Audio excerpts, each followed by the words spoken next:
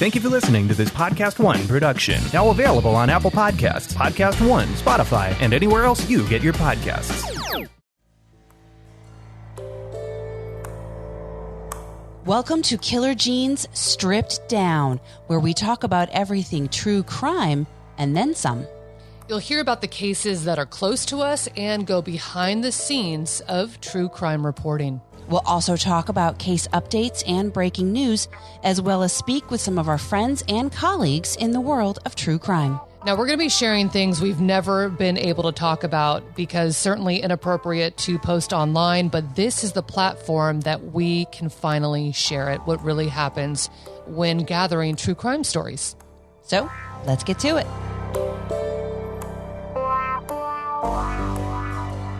Well, joining us today is Sarah Klein, who is an attorney and leading advocate of sexual assault victims. And Sarah has been courageous enough to come forward with her own story of being one of Larry Nassar's first victims, and he is now serving a life sentence. Sarah, thank you so much for joining us. Thanks for having me. So I'm just going to dive right in because I think that your journey is incredible. It's inspiring, full of strength. And I was actually recently watching your TED Talk that was titled Being Victim 125. And a few things stood out. Not only did I get chill bumps the entire way watching it, but, it hurt my heart. It inspired me all at the same time. And then I realized you came forward publicly at a time when you were already a very successful career woman. What was that like doing that for you? I mean, and how did that come to be? Yeah, that's a great question. So deciding to come forward publicly and to sort of be associated with a high profile child sex abuse case is not an easy decision, as you can imagine. And the sentencing of Larry happened in January of 2018. And the prosecutor reached out to us and said, do any of you want to give a victim impact statement? And only about 30 of us said yes. And that always surprises people because I think the final number was like 256 women who ended up giving statements. So sentencing began on a Tuesday, and I was the last person to go on that day. And the reason I said yes originally was chances were Larry was going to prison for life. I knew him for the entirety of my life and the entirety of my childhood. I went to his wedding. He came to my birthday parties. He was a huge, very formative, very important person in my life. And I knew that this was going to be likely the last time I was ever going to get to speak to him. And also the last time I was going to have the opportunity to say what I needed to say, which was, you breached my trust. I know that now. You can't hurt me again. And, what happened? We were all young. I was 8 when I met him. He was in his 20s. We all had dreams. My coach, John Geddert, who died by suicide this last February after being charged with 24 counts of child abuse, committed suicide that day, but back then, we were in small town Michigan in this little gym. We weren't national headlines. We weren't Olympic coaches and Olympic doctors. We were young people with nothing but dreams. And so for that sentencing, I asked the prosecutor to be a Jane Doe. I was known, as you said, as victim 125. There was some media in the courtroom the first day, but it wasn't until the second day where people started paying attention. And by the end of that week, our anonymous Olympians came forward and put their faces and their names behind the story, and it became this huge media sensation seen around the world, quite literally. But still, I was just victim 125. I needed that conversation to be intimate between myself and someone I deeply loved, and I needed that closure without cameras in my face. I did allow my voice to be recorded, and that victim impact statement is online somewhere. But by July of that year, I was approached by ESPN asking me to be sort of the spokesperson accepting the ESPY award live on national television, on ABC TV, writing my own speech and delivering my own speech on behalf of the 333 women that had then come forward. And at first I said, no way. Because like you said, I had a career. I was an Ivy League graduate. I was a lawyer. I was living my life. I was a new mom. My daughter was, I think, 2 at the time. And I had a life, and I was in my late 30s, and I wasn't, again, really sort of turned on by this concept of being associated with this for the rest of my life. But when ESPN executive producer said to me, Sarah, this award is not about being a victim of child sex abuse. This award is about courage to stop another child from being harmed. I was like, okay, well, now that you put it that way, I'm in. And, I thought about the legacy I was going to leave for my daughter, and I knew at some point I was going to have to tell her about this. And I thought about how that conversation would be framed. And to frame it around the idea of courage was just so lovely to me. So I said yes, and I accepted the award with 2 of my sister survivors, and I wrote my own speech, and there we were. And since then, life has unfolded rapidly and very, very publicly. So that's a long answer to your question. Sarah, you said the number's 330 women. I mean, that is such a staggering and tragic number. For you, with the abuse starting at 8 years old, and then reading headlines, that he's being investigated and finally charged. When did those pieces of the puzzle start falling into place for you? Yeah, it's such an important point that I want to make for all other survivors listening. It started at 8 years old with grooming and with this trusting, loving relationship. Our coach, John Getter, as I mentioned, was really, quite frankly, the bad cop, sort of the monster in this story. Larry wasn't. Larry was what we call a good guy predator. He was so kind, so loving. Our gym was terrifying. Our coach was a screamer and a yeller and verbally abusive and physically abusive, which was why he ended up being charged. He would break us down and then send us back to this treatment room where Larry would say, "It's okay, honey, you're going to be great. Just lay down here. I'm going to help you. I'm going to put your body back together. We're going to get you all set.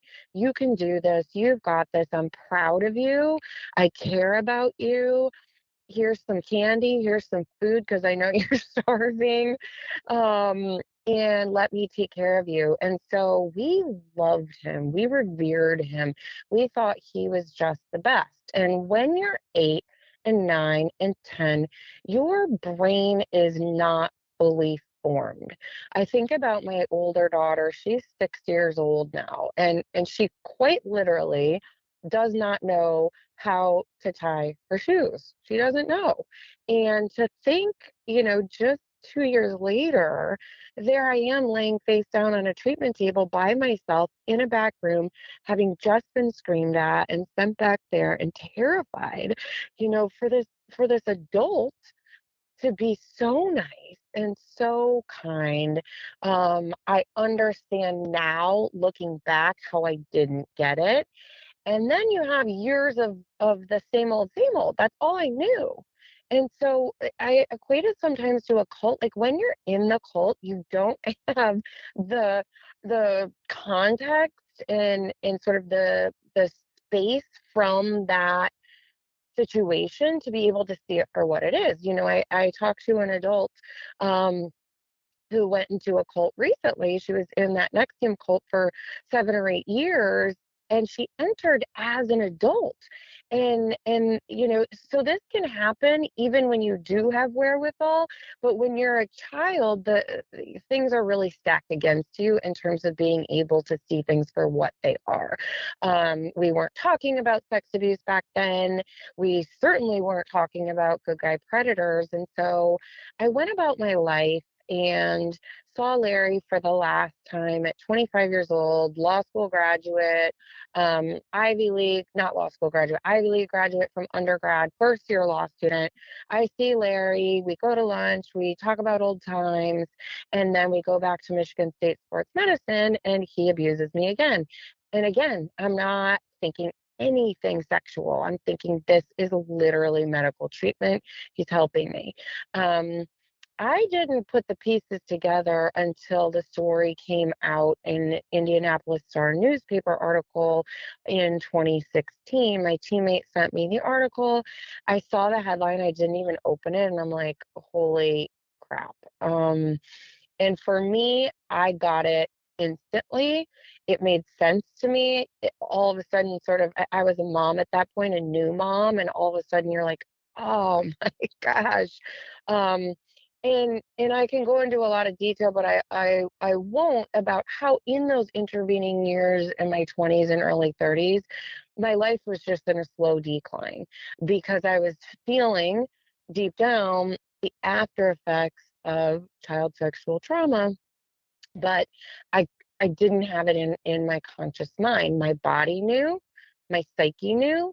I was the last to know. My logical brain was the last to know because my logical brain was saying, he loves you, you love him, no problem here, nothing to see here. If anything, I would have said to you, John Geddert screwed me up, and that's why I'm struggling and have a hard time leaving my house and have all these physical manifestations of abuse, like endometriosis and things like that, anxiety, depression, etc. So when that article came out, I'm like, ugh, I got it. My teammates, a lot of them didn't get it, and their psyches were still fighting the fact that the paradigm of their whole life was about to explode. And so they went to Larry's side, they comforted him, they defended him. And it wasn't until the 37,000 images of child pornography were recovered from Larry's hard drive that their tune changed and people actually started to believe us. A few things stand out. One is you said he was in his 20s when it started with you at 8, which means he had that, perverted mind at a very young age. And then also you have a doctor and you have a coach. Do you think they knew that they were both doing it? Do you think that it's just a very prevalent, unspoken abuse taking place in that industry? Or do you think they both knew that each other were abusing children? Yes. In fact, I'm pretty much sure of it, because John Geddert abused children openly in the gym. There was no secret there. Everybody, from the owners to the parents would see it. My parents were never there because they worked and had another kid to run around. But oh yeah, that was totally open. Everybody knew it. Every coach, in our entire region knew it. That was his reputation, and he was a little bit proud of it, being that tough, producing winners at all costs. In terms of John Geddert, my coach, knowing about Larry sexually abusing kids, Larry was set up in this back room of the gym that was inaccessible by parents without having to walk over the floor exercise where kids are tumbling, through the beam area where kids are tumbling, past the vault area where kids are tumbling, into this back room.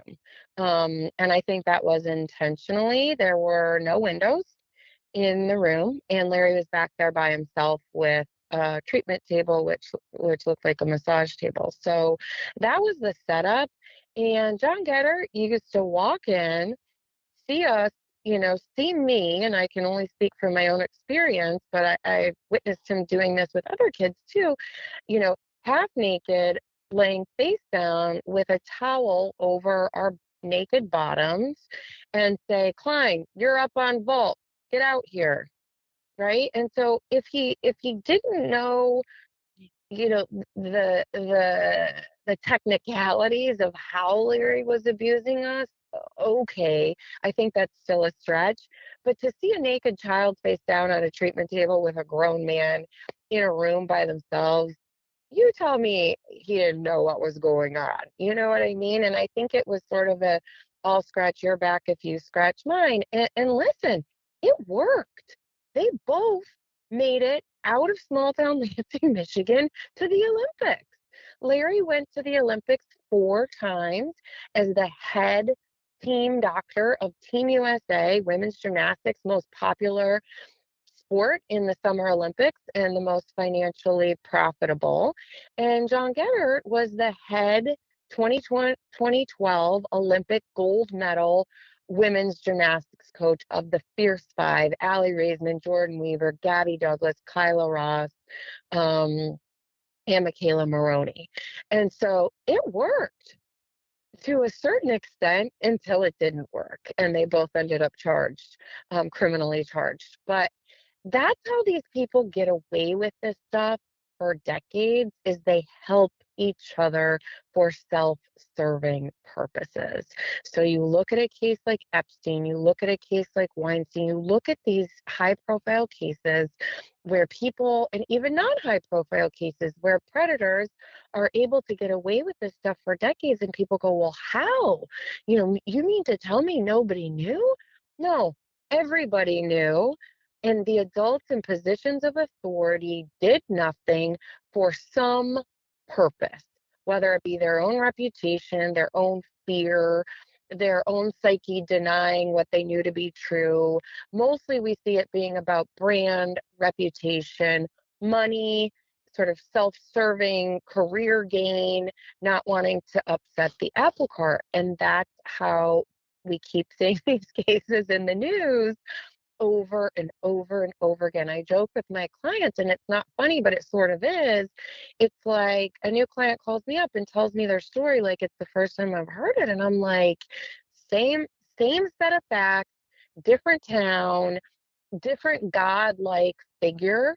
So one of my cases is a pediatrician pedophile in no man's land, central Pennsylvania. He abused kids for 40 years.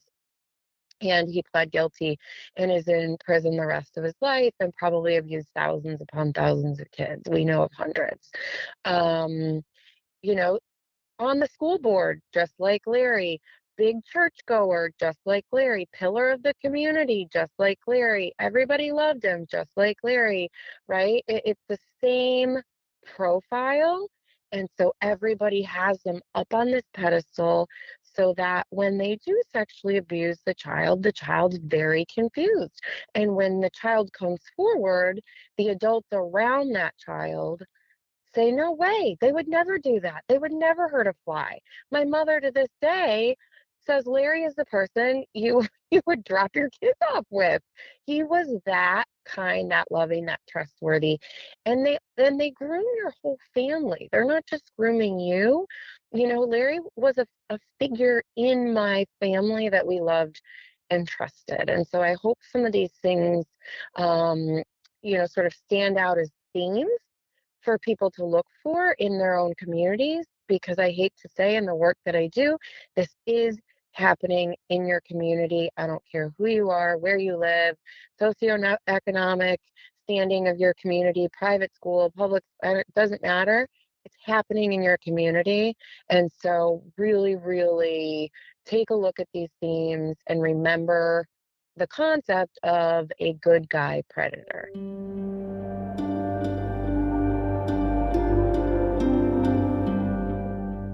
Hey, KG listeners, how many of you have tried CBD products? Well, Kelly and I have many of them, and we have stumbled upon a line called CBDX that has cracked the code of the CBD calm and the kick of THC. And here's how. By using a federally legal form of THC, and take it from us, you will definitely feel it. I swear by the vape cartridges, and my husband just loves the gummies. I do the gummies too, and it actually is one of their strongest products, and it hit me in all the right ways. That's because they use Delta 8 THC. Now, it will show up on a drug test, so be aware. And because of its strength, don't drive or operate heavy machinery. The most convenient part about CBDX for me is there's just no hassle of going to dispensaries and then paying those taxes. And if it's not legal where you live, then it's just a no-brainer because, it's legal delivery service straight to you. Now you can get 20% off and a free gift by going to cbdx.com and use the code word KILLER.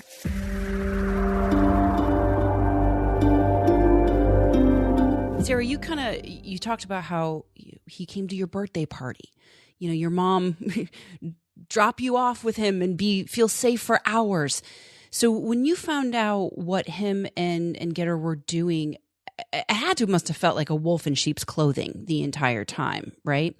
So how did you work through the process of realizing that man that you and your family had trusted for so many years was the devil? Yeah. That's a great question, and it's something I've worked very hard on in therapy trying to reconcile. For Getter, it was easier. He was a bad, mean, scary person. And so for me to kind of say, yeah, that was child abuse, I think that I always knew, even when I was little, like what he does isn't normal. But he must love me because he's trying to help me get better and, whatever. But to see him for what he was much easier. Larry, it's been much harder, and I think it's still a journey, and people get confused when I say that. But what I had to accept is that there can be really good qualities about somebody, and I can still hang on to some of those good memories, and they can be evil serial pedophiles, and those two things can coexist at the same time, and it doesn't have to be black and white. And when my therapist said to me, it doesn't have to be black and white, you can still hang on to some of the good stuff, I'm like, oh, phew. Because otherwise I would have to somehow digest that just everything about my judgment was wrong and off, and it wasn't. There were some reasons that I still thought he was a good person after going into treatment and coming out, right? Like there had to have been those redeeming qualities, and that's what's so psychologically complex about a good guy predator is it's like a mind F, they suck you in and use you and then spit you back out, and the psyche has to say, okay, how do I ever trust myself again? How do I ever know, if people are good or evil or what? And to be able to say to myself, okay, it wasn't all crazy. There were some real things there. And that doesn't say anything about Larry. I'm not defending him and saying he was a great guy. I'm saying that says something about me in my own judgment, that I could recognize kindness in another person when it was there, or I could recognize warmth in another person when it was there. But I can also recognize that warmth was being used to groom me and use me and hurt me. It's a complex thing. And I think that brings me to the topic of healing, which it's not a straight line. And that sounds cliche, but man, oh man, I still have those days of struggle. And I'm sure you guys have seen in the news, we recently settled our case with USA Gymnastics and the United States Olympic Committee after 5 years in litigation. I was the chair of the Survivors Committee that has been working on that for 5 years and living it and breathing it. It's really traumatizing. It's really traumatizing. As recently as last month, having to face the enablers who still to this day, the United States Olympic and Paralympic Committee, still to this day say to those Olympians, yes, you were 15 years old. in a foreign country, away from your parents, competing on behalf of Team USA, and we were in charge of your food and your housing and getting you from point A to point B, but we had no duty to keep you safe from Larry Nassar. And it's just like, you're like, what? Um, so it's traumatizing and re-traumatizing and re-traumatizing. And so healing has been an interesting thing. And I would say to any survivor listening, and this sounds cliche too, but you have to be gentle with it. And you have to say, because I'm crying today, or I'm shaking today, or making bad decisions, or drinking, or, whatever it is, tomorrow I get a chance to be gentle with myself, and try to nurture myself back to that path of forward movement. I haven't been perfect at it. My sister survivors certainly haven't been perfect at it. I talk to a lot of those high profile names that you guys see in the news all the time. They're still little girls, they might be in their 20s now. But when you are raised in the sport of gymnastics, you almost don't have a childhood.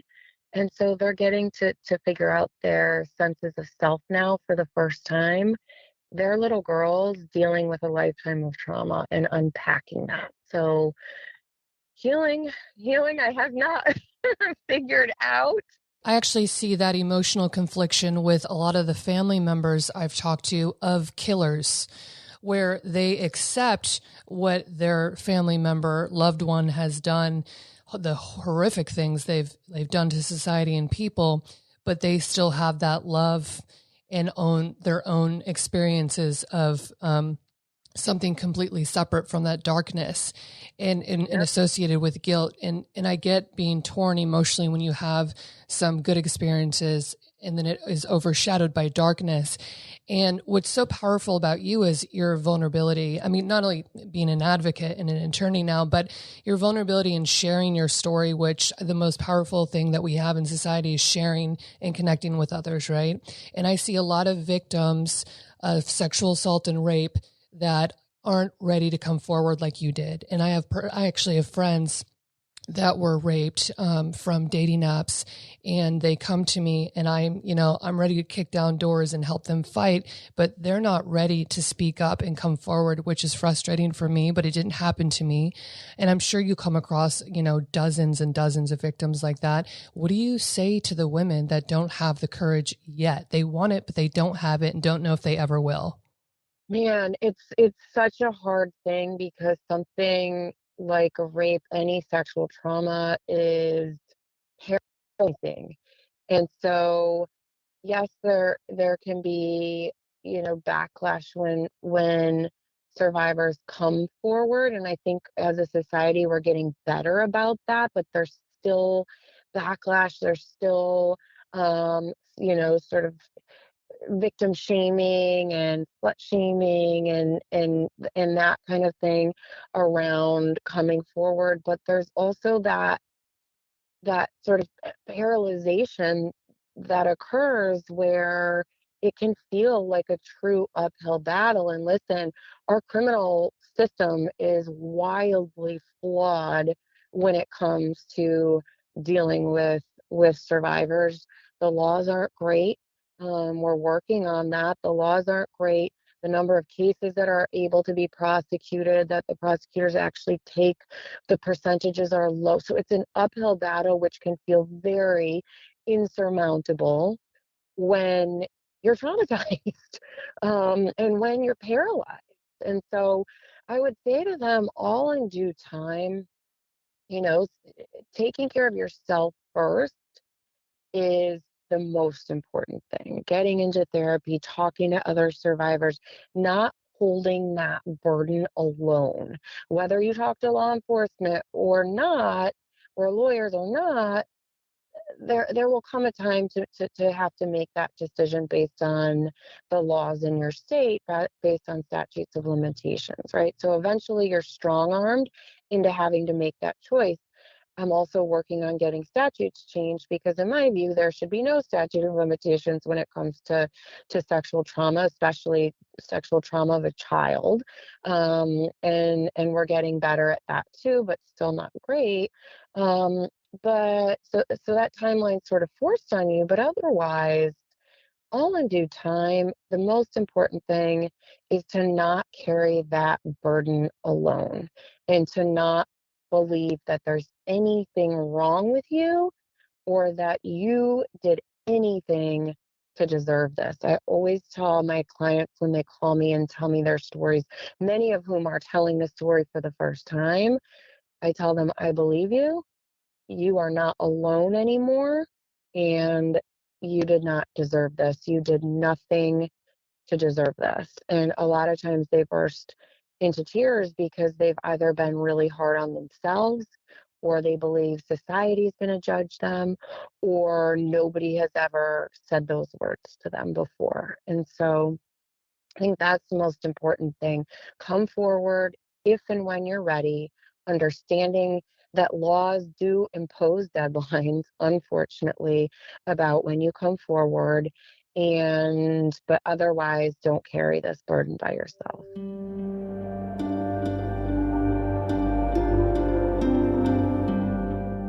Hey, Kelly, what level are you on right now for June's journey? Hoo-hoo. I am on, get this, level 234.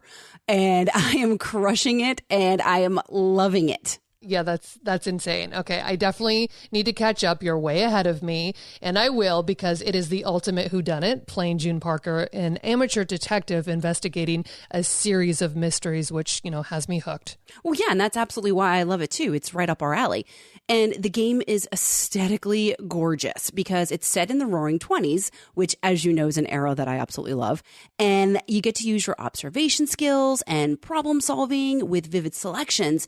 And it's so lifelike in some of the scenes. So I plan to keep going until I crack all of the cases of June's journey because the game relaxes me, but also challenges me at the same time. Get ready to awaken your inner detective. It's what we do naturally, and I'm still playing it. That's how much I love it. Download June's Journey free today on the Apple App Store and Google Play.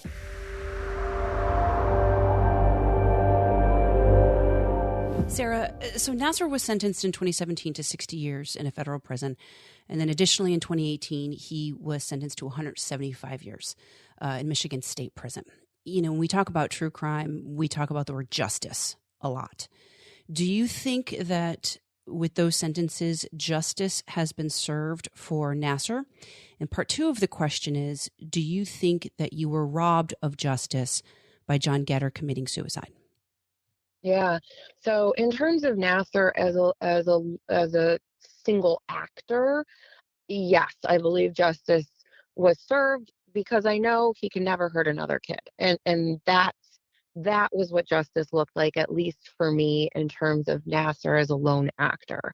In terms of USA Gymnastics and Michigan State and the Olympic Committee, no, they've never taken responsibility. They've written big fat checks, which are great because it gives survivors access to resources, inpatient facilities, eating disorder clinics, all of that stuff that they're going to need literally for the rest of their lives. So that's great. But have they ever said, this happened on our watch and we are devastated because we did something to enable him? No. They said, we're sorry for the survivors. This should never happen. They've never taken responsibility, but that's because they've wanted to avoid legal liability. So if they actually took responsibility, they saw that as, oh, we just have to pay more money, and they cared about money more than we cared about survivors. So I don't think there's ever going to be justice there. I also feel like many of the same people in charge are still in charge. Simone Biles tweets about that all the time, as does Allie Raisman. Here's this person who knew, here's this person who hurt us. They still have their jobs. They still represent USA Gymnastics. And I think a big part of what happened to Simone at the Olympics is related to all of this. In fact, I know that because she's a friend and we've had those conversations.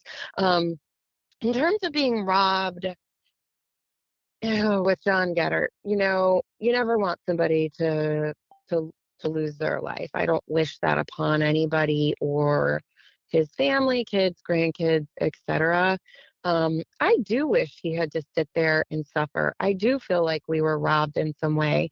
He can never hurt another child again. I love that fact. I do believe that he killed himself because he knew what he had done all those decades.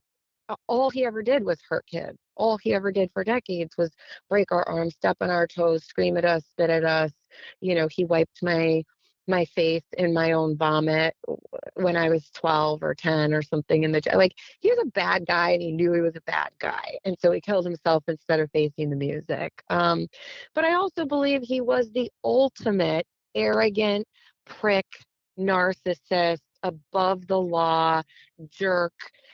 He thought, he walked on water and the rest of the world needed to kiss his feet. And so in that sense, I would have loved to see him in cuffs. I kept saying, because it took a while to get an actual attorney general in Michigan that was going to just not let it go.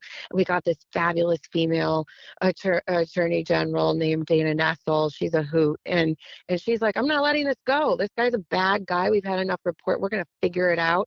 And so they actually got really creative and brought him up on trafficking charges. Like they worked hard to get him charged. And so I always said, I waited year after year and the Nassar stuff came and went. And it's like, but when's Geddert going to get charged? And it took years and he got charged. And it just felt so good that morning. I remember doing the morning shows. And saying, today's the day, we're vindicated. This is awesome. And then literally I'm sitting at lunch with my coworkers and one of them got a text and it was like, Geddert's dead, hours later. That sucked. It was really, really hard because he did not face us. He did not face us. He took the arrogant, narcissistic way out, but it's true to form. Looking back, I shouldn't be surprised, but I do feel like in that sense, I would have loved that. On the other hand, what matters most is he can't hurt anybody else. You talk about good predators, bad predators, and the differences of them, and in encountering some of the worst child predators of our time that we've seen with the hundreds of victims, and now being a lawyer who does this as a profession and also continuing to see the patterns. What stands out to you? Is there a pattern in retrospect to tell people about, to look out for? And is it easier for high profile predators? Yes, I think it's easier for high profile predators because they have built in protection by those adults around them who revere them. Or whose jobs and livelihoods are so tied to them that, their financial futures rely on sweeping things under the rug. Like I think we saw a lot of that with Weinstein, Epstein, obviously, even Woody Allen, when they have financial means to hire PR machines, and they're going to pay them boatloads of money to spin things, it's definitely, and to hide things. I mean, Epstein literally bought off, U.S. attorneys down in Florida, allegedly, I should add. But yeah, they could buy their way out of things and they can intimidate their way out of things. And so, yes to that. In terms of things to look out for, this is going to be, interesting for people to hear, but walk into your kid's school, walk into the gymnastics studio, walk into the football practice. Who's the most popular coach? Who's the one staying after with your kid? Who's the one offering your kid a ride home after practice? Who's the one that says, your kid has a lot of talent. I'm really proud of them. I want to work with them one-on-one. Who's the most popular teacher in your kid's school? The one that runs all the clubs after school, that's involved with the kids, that's driving them places, that's taking them on the field trips. Who's the church leader, the popular this, that's the one to look out for. And I am conflicted when I say that, because of course we want to incentivize great teachers and great coaches to be involved with kids. But, you know, I don't need to be driving my 6-year old friends around alone, period. Right. So whenever she goes on a play date, I go too. I really don't drop her off, because all it takes is turning your head for 1 second and the older brother or the older sister or whatever, and something happens. Or, think about it in terms of adults protecting themselves, right? You don't want to be in a situation where a kid says something, because you put yourself in a situation where you are alone with someone else's child. We need that system of checks and balances. And we don't want to have to put the burden on the child to protect themselves.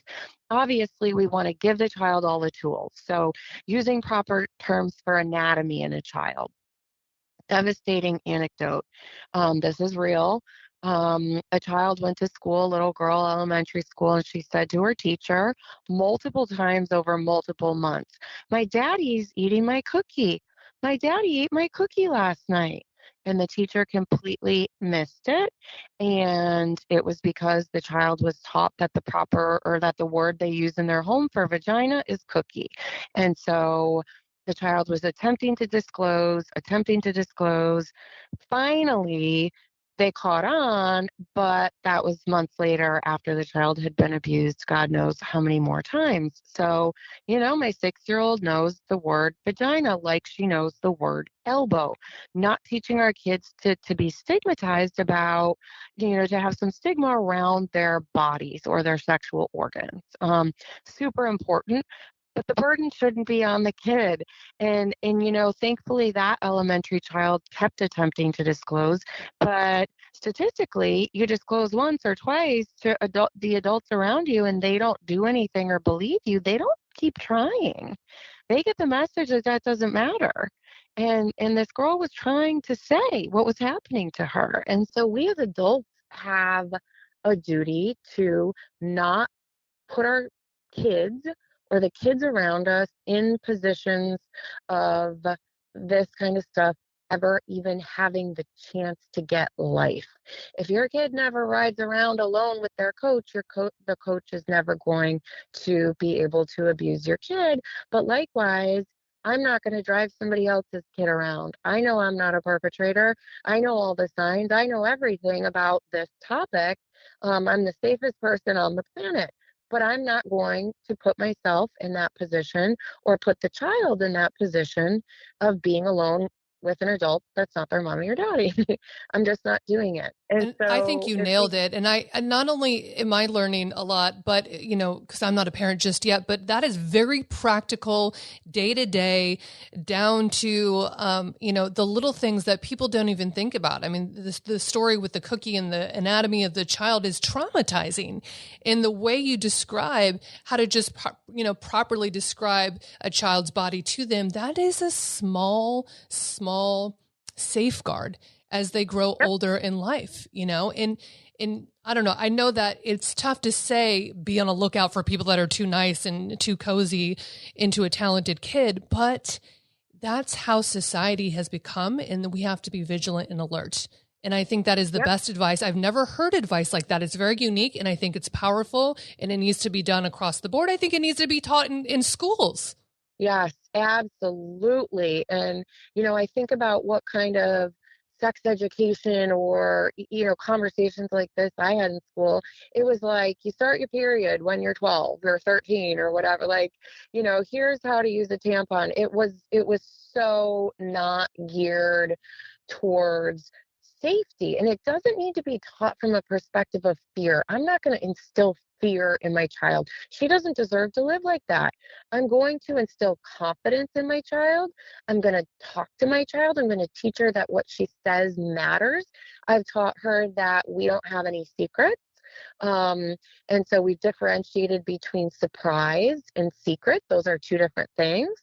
and she knows we don't keep secrets in this house. And so if her friends at school say, hey, it's a secret that we're going to play this game or do this, she'll always come home and tell me, Mommy, so-and-so said secret. Here's what she said. It's just those little things, but it's empowering our kids. It's safeguarding, teaching those little tips and tricks that safeguard. And we don't have to necessarily walk around thinking the world is a bad place out to get us. And I'll say, like, everything I've been through 17 years of basically daily abuse, I'm the most optimistic person you're ever going to meet. I see the glass full. I really believe in the goodness and kindness of others. And I've seen it over and over and over again.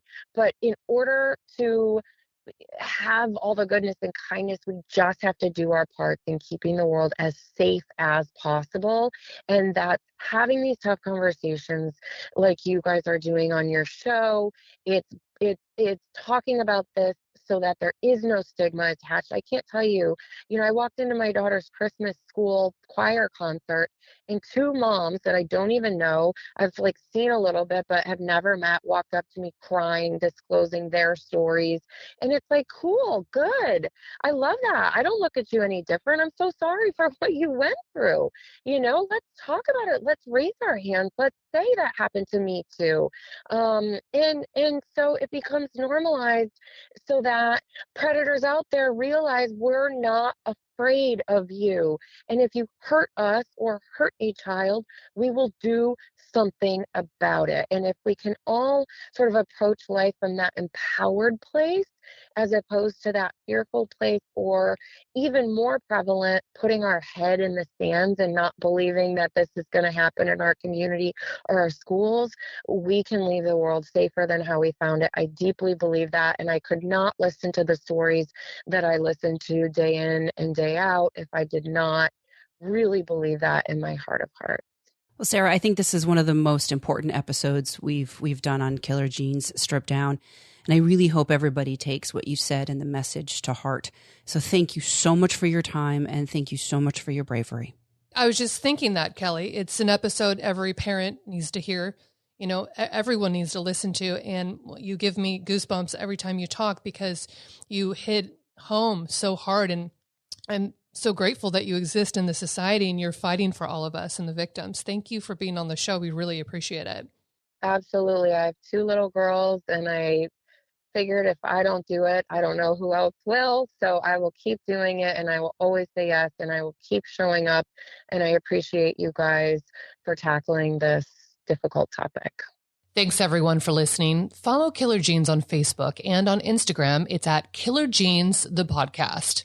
Also, be sure to like and subscribe to Killer Genes on Podcast One, Apple, or wherever you listen to podcasts. Hey, need some new wardrobe pieces for 2022? We've got you covered.